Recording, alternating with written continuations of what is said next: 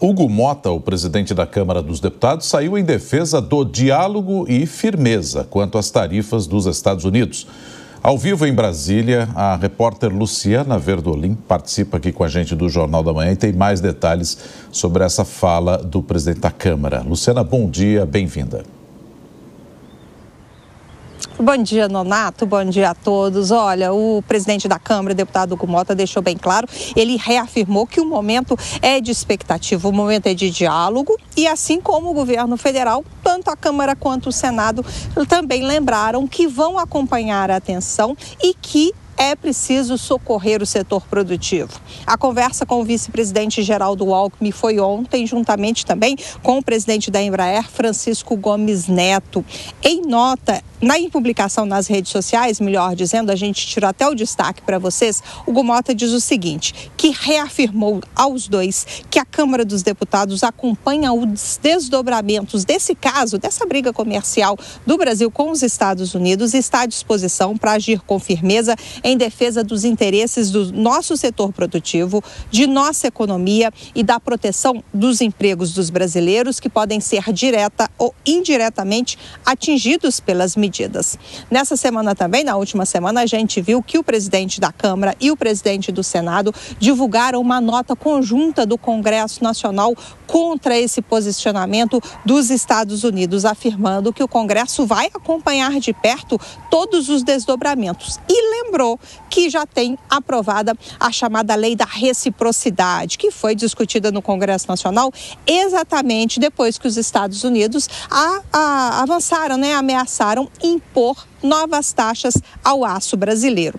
O vice-presidente Geraldo Alckmin, que é quem toma conta dessa negociação com o governo norte-americano, juntamente com o Ministério das Relações Exteriores, diz que vai sair um decreto também do governo brasileiro regulamentando a questão em torno da taxação da reciprocidade. Enquanto isso, o presidente Lula tem dito o seguinte, que vai recorrer à Organização do Comércio, que tudo ainda vai depender de negociações com os Estados Unidos, mas que o Brasil está pronto, sim, para também sobretaxar produtos norte-americanos e lembrou que vai criar não um gabinete de crise, mas um comitê com o setor produtivo para discutir o assunto e que nesse momento a prioridade é que o governo, o Congresso Nacional também, eles vão ajudar o setor produtivo a entender e a reagir a essa questão dos Estados Unidos. Lá no Congresso Nacional, apesar do governo estar rebatendo muito, principalmente essa defesa do presidente dos Estados Unidos, Donald Trump, de rever a posição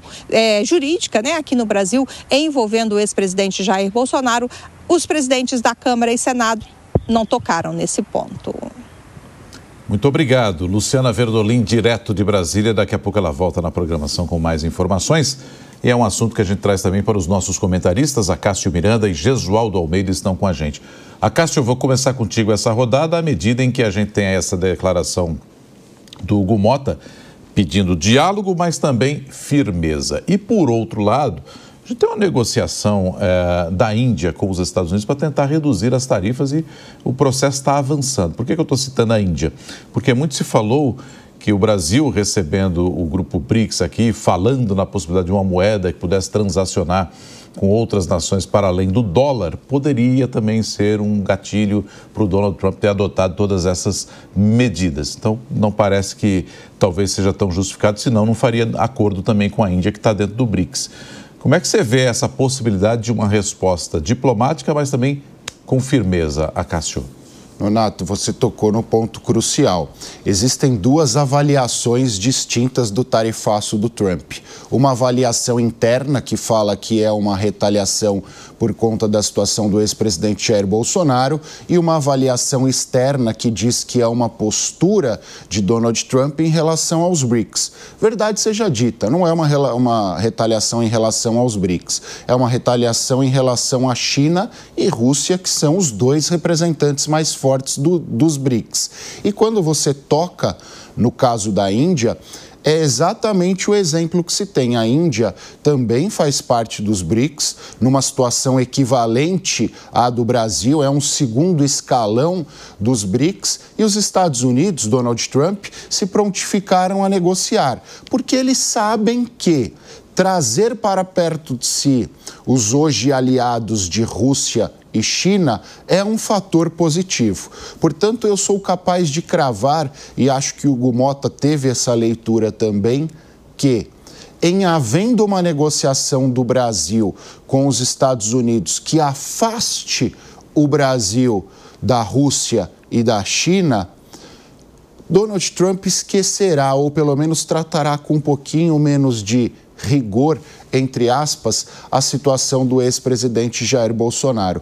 Porque, ao fim e ao cabo, as relações internacionais são pautadas por interesses econômicos. E, economicamente, não interessa aos Estados Unidos travar as suas relações com o Brasil, especialmente porque Donald Trump estaria jogando o nosso país no colo dos seus dois principais concorrentes.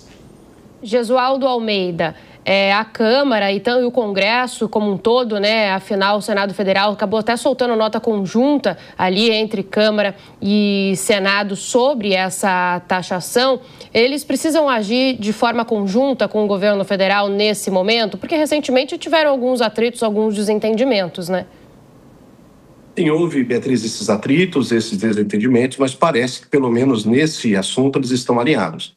Vamos lembrar que o decreto da reciprocidade foi aprovado no Congresso por unanimidade. Isso conseguiu unir tanto a oposição quanto a situação. E fazendo coro ao que foi dito aqui muito bem pelo Acácio, são 3 os vieses pelos quais pretende-se explicar essa taxação ao Brasil. O primeiro, o BRICS. Participar do BRICS e ter incentivado o BRICS. Ora, mas a Rússia não foi taxada, existe negociação com a Índia e também negociações com a China. Não deveria ser diferente com o Brasil. Também se falou que seria uma represária a atuação do Supremo Tribunal Federal contra as Big Techs. Se de fato é isso, o governo federal tem muito pouco para fazer, haja vista que a decisão é eminentemente do próprio Supremo. Caberia, quando muito, ao Congresso editar uma lei para regulamentar essas Big Techs nos termos que os Estados Unidos pretendem. Resta, portanto, a terceira hipótese, que parece ser a mais forte. É uma questão eminentemente política. E se é eminentemente política, se é uma preservação de um aliado seu, como no caso Jair Bolsonaro, o Trump invade indevidamente a soberania do país. E mais, tenta desfazer uma medida judicial por conta de uma discussão que nem diplomática é, que fica efetivamente no campo econômico das tarifas. E é por isso que parece pelo menos à primeira vista, que tanto o presidente da Câmara quanto o presidente do Senado estão alinhados ao governo federal nesse aspecto. A resposta deve ser do campo diplomático e que fique muito claro que a soberania do Brasil é inegociável.